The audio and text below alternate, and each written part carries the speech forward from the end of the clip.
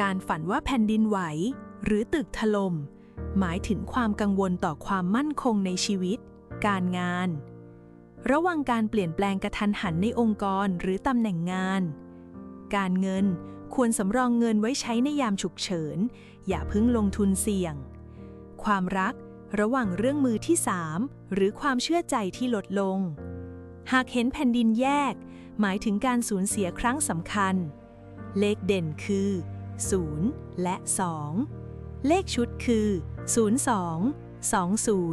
202 002